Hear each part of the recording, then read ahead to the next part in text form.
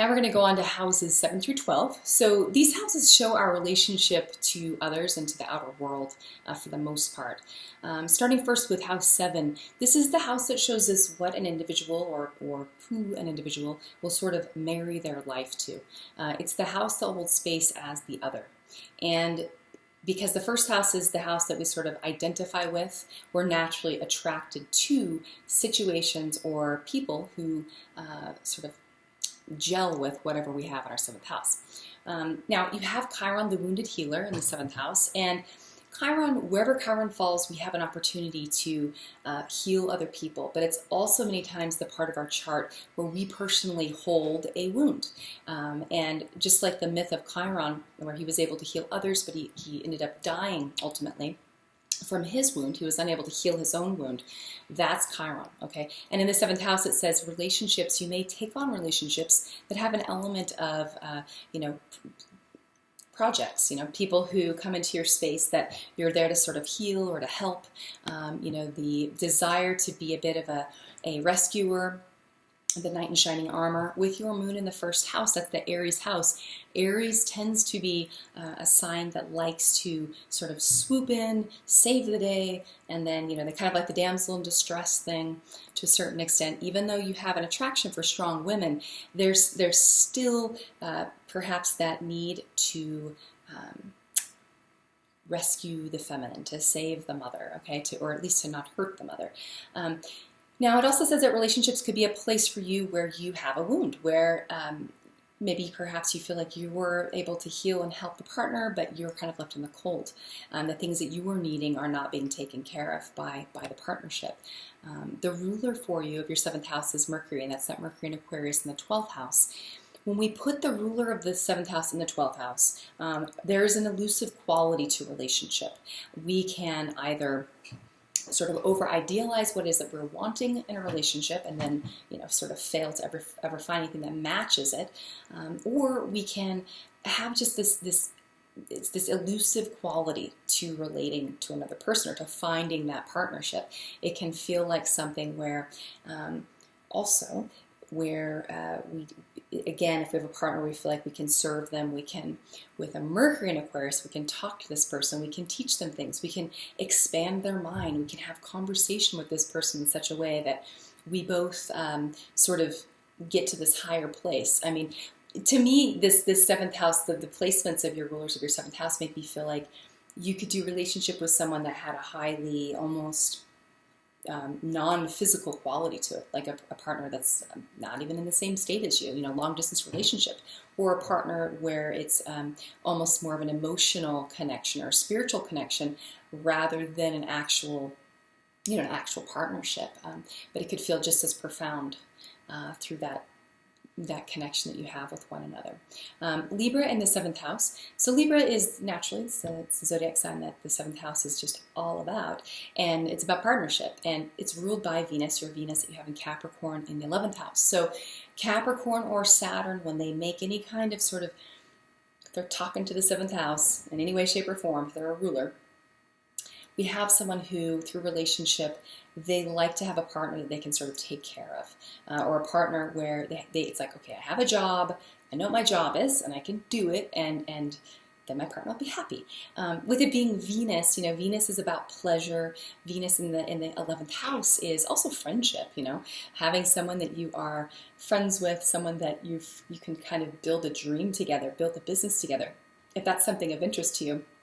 You may find yourself, if you get married one day, being married to someone who you also run a business with, one that is something a little bit, as I said earlier, non-conforming, alternative, something that's out expanding consciousness or improving and bettering sort of the collective through your business. I really do think with a conjunct Neptune that it's some sort of healing business. So if you're with someone, if you meet someone at school and you guys are both studying the same thing, because now you're going to go to osteopathic school after we've talked, right? So let's say you meet someone else who's an osteopath, just like you guys start a practice together, and you have a practice where you're married, but you also have your business practice together.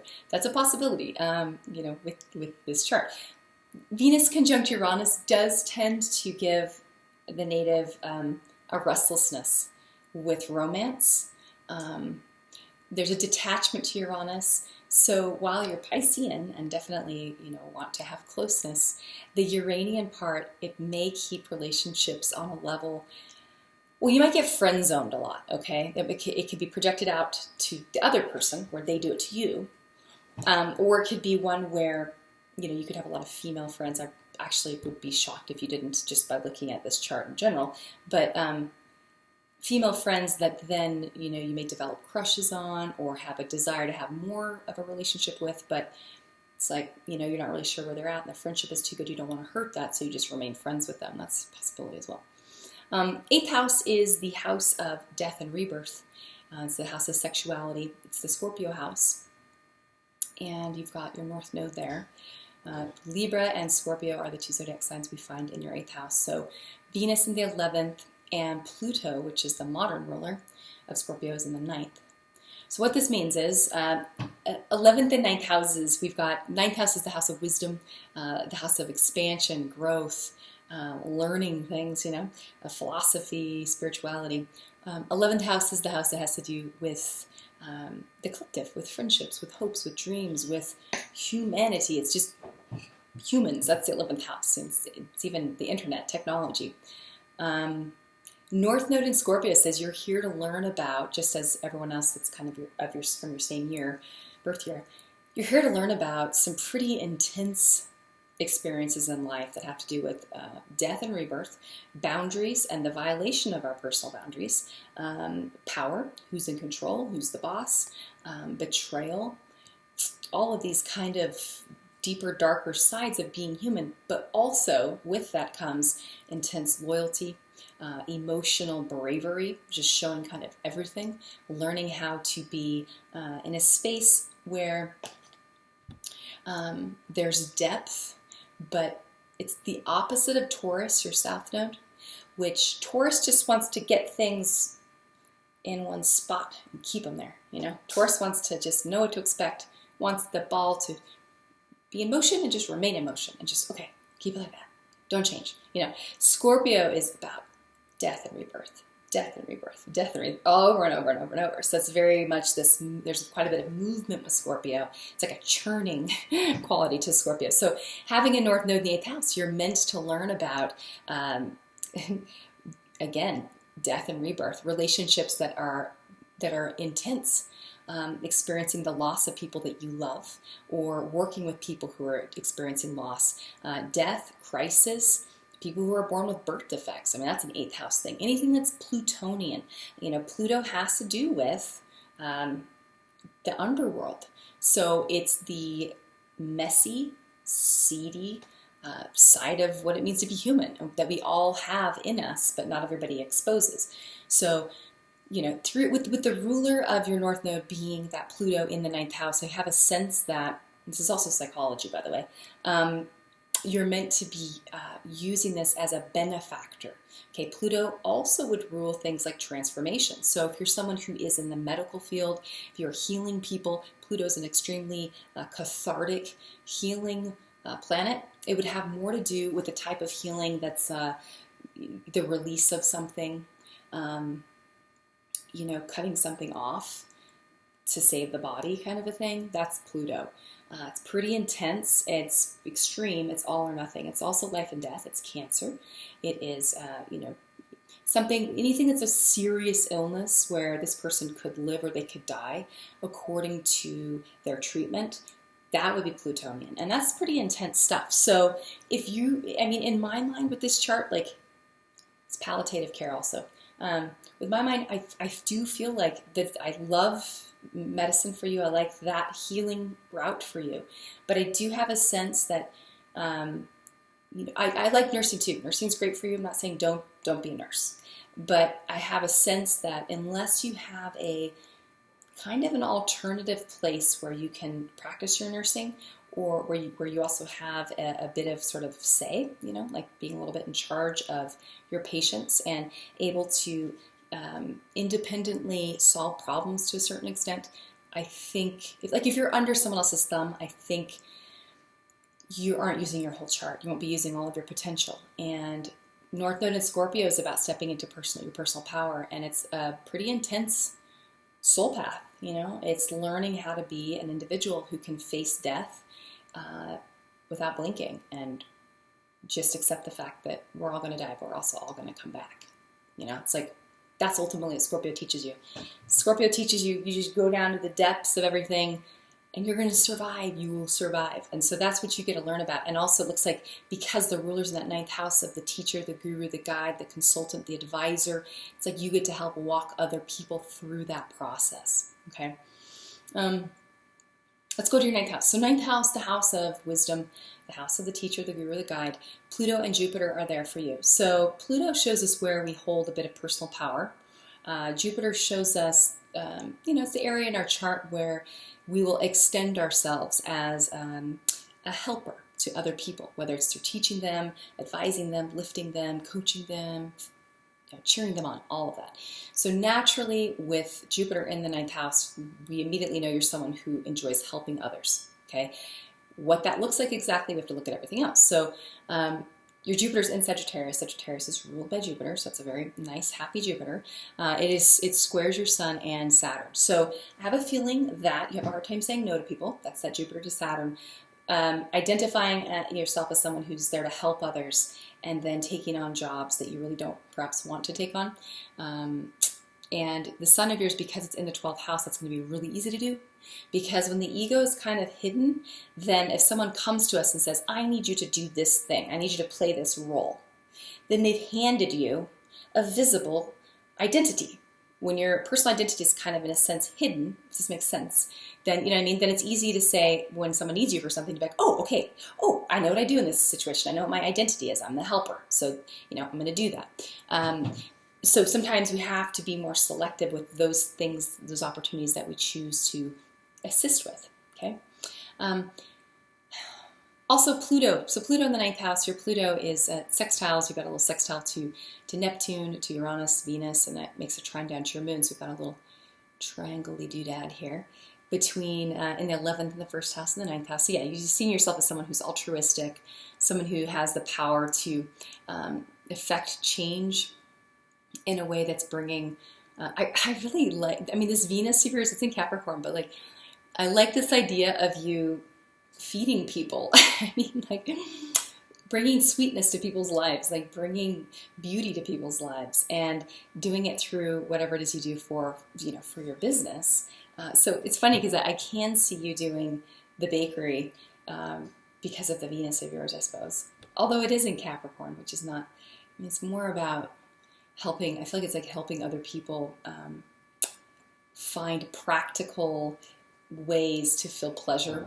Maybe it's that, you've got someone who's in pain, they come to you and you're able to heal them, and, it's a way to help them, again, enjoy being in their physical body. It's a possible use of this Venus. But anyway, when it comes to your love life, Pluto to Venus is quite passionate. It can be obsessive.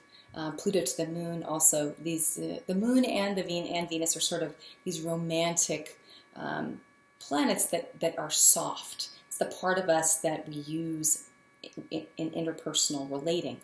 The moon is very instinctive again. It's just what you need. It's just how you're going to respond. That's that Piscean, giving, caring, compassionate, selfless part of you. That Venus that's in Capricorn is going to like to help somebody or give advice. They need something fixed, or like they don't know how to do something. Venus in Capricorn likes to come along and go, oh, well, this is how you do it, la la la la la, and I'm going to help you and I'll show you. Oh, you need your oil changed in your car and we've been dating for a while. I'm going to go get it fixed for you. That's what Venus in Capricorn it's because it's Venus what you enjoy. You're going to enjoy practically providing a solution for someone. In the 11th house, it might be a little spasmodic though. And conjunct Uranus, it might be something where like you do it 1 month, but then you forget to do it the next month. It's a little on and off, on and off. There is a need. It's tough because you got Pluto, which intensely focuses, okay, and it wants to can be obsessive and really can glom onto one person and just, hang on. But you got Uranus, which is the opposite. Uranus is like freedom loving and restless, and it's kind of all over the place and kind of unsettled. So both things are happening when it comes to your relationships, your romantic relationships, you're going to have both that desire to show up for someone. You may also pull into your space kind of slightly crazy people or unstable females, those who need your help. And because it will make you feel like, oh, I have a job to do here. Okay, you are in a bad relationship with someone who's abusive to you. I'm going to help you get out of it and help you get back on your feet because I'm your friend. And then, but as you're doing this thing, you kind of fall in love with this person, and then it becomes a relationship. They lean on you because they're like, if you've had that happen before, don't do it. If you haven't had it happen yet, if it pops up in your life, just know that your astrologer said it's going to, and don't do it. Run. Be their friend, but don't take that on as a romantic obligation or partnership, okay? Let's scooch back for a second to your 8th house. So I didn't talk much about your South Node in Taurus. With a South Node, our South Node is where we tend to fall back. It's just, we've done it. It's from past life experiences. So it's deeply ingrained in our psyche. It's in the unconscious part of us that we don't think about, we just do. It's kind of like our moon, right? It's the South Node of the moon. South Node in Taurus is one that just likes to do what it's doing and just keep on doing it. It doesn't really like to change things. It likes to just keep things the same. Just keep them the same. And your South Node is in the 2nd house, which is the Taurus house. So when we look at the nodes, we want to look and see if they're being conjoined, opposed, squared by anything. And you do have a wide square from Mercury and from Mars. You've got it from Mars. It's a 10 degree. It's a 10 degree square, so it's quite wide. And you've got an 8 degree square from Mercury. So both are wide, but because we do have a little bit of kind of a grand cross here, we'll pay attention to it. And interestingly enough, this is the one part of your chart that in my mind stands out as the part that's very different from the rest of the chart, this Mercury-Mars opposition. And I have a sense that past life, you lived a life, it could have been several past lives, but the theme informing this one is living kind of a comfortable life, taking care of things in your life in such a way, sorry, my screensaver just went on. Okay, but living kind of a comfortable life and just being content with where you were, having perhaps some artistic or creative inklings and desires, but perhaps you didn't fully act on them, because it maybe interfered with your daily work, or it was just something that wasn't practical for you.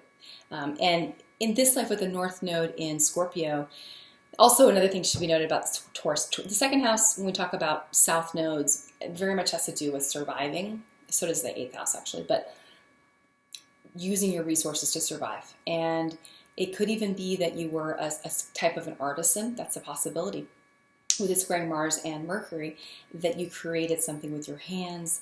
You were someone who did something that was very unique. Maybe you were someone who made, I don't know. This is making me go way back to classical Greece. I'm thinking of weird mechanics and things that they came up with. Anyway, a little bit of a tinkerer or an inventor. Okay, so that may have been a part of a past life that you maybe could use for work, but you were never able to fully express your creativity the way you really wanted to, or your ideas were just sort of ahead of their time, and so you didn't perhaps get to fully use them, and instead maybe you just daydreamed about the things you wanted to create, but you never really did it. Okay, it wasn't something even that maybe you could do for work, so you just didn't bother. Circumstances didn't allow you to kind of fully dabble in that arena. So in this life with the North Node in Scorpio in the 8th house, there with the ruler being a Pluto in the 9th house, I feel like you're supposed to be taking your power back. And you're still supposed to be using it in a way that is benefiting other people, that's expanding wisdom in the world around you, that is, it's connected to your moon, connected to your Venus. It's something definitely related to healing and helping other humans, okay? Because the collective and the individual, these houses are being activated. So in my mind, I do love this idea of, again, I like this osteopath idea. I think it's great. I mean, some sort of alternative healer, alternative medicine.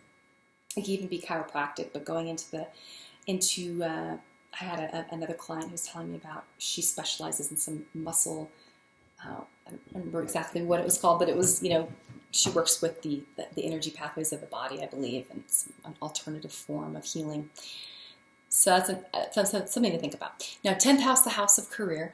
You have Sagittarius on the cusp, that's ruled by Jupiter in the 9th house. You also have Capricorn here, which is ruled by Saturn, which you have in the 1st house, conjunct your ascendant.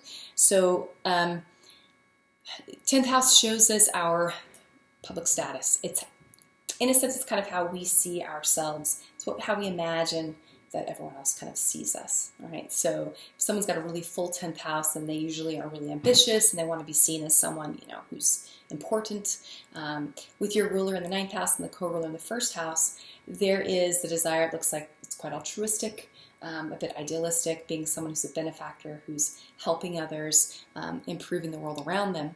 And with Capricorn in the 10th house, I like this idea of you being self-employed. I think that is it's ruled by Saturn and Pisces, the sign that has to do with healing, conjunct the ascendant. And it's, your chart has this kind of alternative feel to it. So if you were to just go into traditional nursing, that's fine, but it's just not using every bit of who you are. And I feel like there's this whole other sort of visionary, alternative, futuristic part of you that, again, I think even in past lives you weren't even fully able to use, but now in the current times you can. You know, you can step into this role of being a healer who's, you know, who owns his own business and who's doing this from a space of some sort of alternative modality. Okay, 11th house is the house of the collective. For you, oh, and by the way, I didn't mention this. You do have transiting Saturn will be moving into your 10th house. So it's a time, I mean, you've got it in the 9th house now, so that's schooling. Moves into the 10th house. Many times it's when we start a new job, start an internship. We're focused on sort of developing expertise and being seen as someone in our work, career world as an expert. So it can be actually when people graduate. I've seen it for that. And it's also if you're taking on, as I said, an internship or some sort of a increase in workload. Okay, 11th house. So Neptune, Uranus, Venus, all in the 11th house. Neptune in the chart, wherever it falls, that house tends to be one that can be a little bit fuzzy. It can be elusive. It can be an area where we fantasize, where we daydream, where we have a desire to redeem ourselves or others. This is kind of a tricky one to blend with the 11th house symbolism, or, you know, rulerships, as that it's humanity. I guess it's not that tricky. So Neptune in the 11th house is kind of like, I want to save the world, basically. You know, it's like I want to redeem the world. I want to heal the world. I want to help other people. I want to be self-sacrificing. There's that savior, the element of wanting to be sort of a savior to other people. And that Neptune makes a sextile to your moon. It makes a sextile to Pluto, so it's part of that little formation. And so it's very much a part of just how you are going to respond instinctively. If somebody needs you to help them with something, you're probably going to help them. You probably have a really hard time saying, no, I can't. And regardless of sort of what it is. And you probably can go out of your way to actively do things for people, to get things for them, to share things with them that they didn't even ask for. And so with also Uranus and Venus in the 11th house, you're going to enjoy it. It's going to be something you enjoy. Enjoying humans, enjoying conversation with people, enjoying that one-on-one kind of back and forth, simpatico, especially with the rule of your 7th house being your Mercury in Aquarius, like really enjoying conversation with people that you've just met who are strangers, but feel like there's a brotherhood there, there's a kindred thing happening. You may sort of feel like the whole world, like everybody's my friend, or, you know, this sense of like being able to see the soul, the human in sort of everybody you come into contact with, which is great. And I do think that it's great for the healing, any kind of a healing career. Again, 11th house is the house of the alternative. It's the fringe. This is human consciousness. 11th house says, okay, how much like bigger can we make it? How are we helping grow human consciousness? Having Venus there says you like thinking outside of the box. You like being someone who's going to sort of increase, be on the fringes of what we are understanding as humans. And it's going to be a pleasurable place for you to be, and having a business in that area, and even being someone who actively is a proponent of alternative forms of, you know, as I said, healing or running your business or science, you know, the new age, all of that stuff's probably very interesting to you, okay? 12th house is the house of the formless. It is the house that's very unconscious. I think of the 12th house, it's the Pisces house. I think of it as like the bottom of the ocean in a sense. It's whatever's in there is obfuscated. There's a cloudiness, it could even be a confusion with these planets that are here. There is also, as they say, it's the house of undoing, self-undoing. It's the house of addictions, of afflictions and restrictions. You know, it's the place where we see planets here, and many times they're harder for us to access. So we access them through other people or sort of in roundabout ways. With a Mercury in Aquarius in the 12th house, that is one where your brain thinks a little bit differently. You might be a little bit spacey at times, and it's okay. Like it's also, as I said, it's the ADD thing. It could be kind of all over the place. Could have a hard time sort of focusing and, you know, pinning your brain down on one thing and focusing on that for a bit. You have it opposite Mars, which even gives it more sort of energy. It kind of amplifies that busyness of the brain and the physical body, that need for movement, the need to also, you might be really affectionate, the desire to use your body in such a way that's like, you know, communicating with other people, so being like touchy-feely. In this 12th house, you've got your sun as well, so I've talked about that quite a bit. That's the identity, and having it in that space as we identify with being redeeming, a redemptive personality. The self-sabotage is going to happen if you are, as I said earlier, projecting onto other people who you think that they are, and then you're playing a role, and then they're playing a role, and then no one's really being who they really are.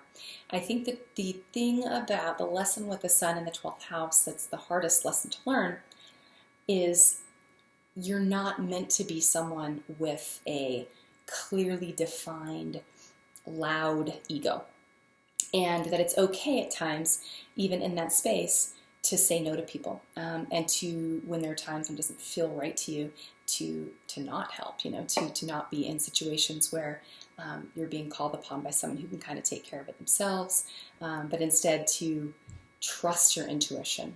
This is a highly intuitive chart with all of this Piscean, Aquarian action.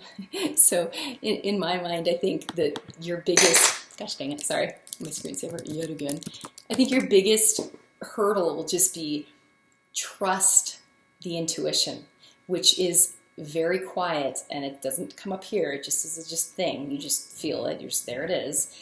Go with that. Like that is your GPS navigation system. And if you sometimes need other people to bounce ideas off of to gain some validation, that's fine. But when it comes to being asked to do something, are you doing it because you truly want to do it, or are you doing it because you feel like this other person wants you to, and it's easier to just do it than to feel the guilt of not doing it, or it's easier to just do it instead of, it's easier to do it just because it gives you a sense of, you know, identity, etc. So hope that this was helpful, and this was great doing this reading for you. Appreciate it. If you have questions, please let me know. Just message me. And other than that, hope you have a fantastic rest of the week. Talk to you later. Okay, bye-bye.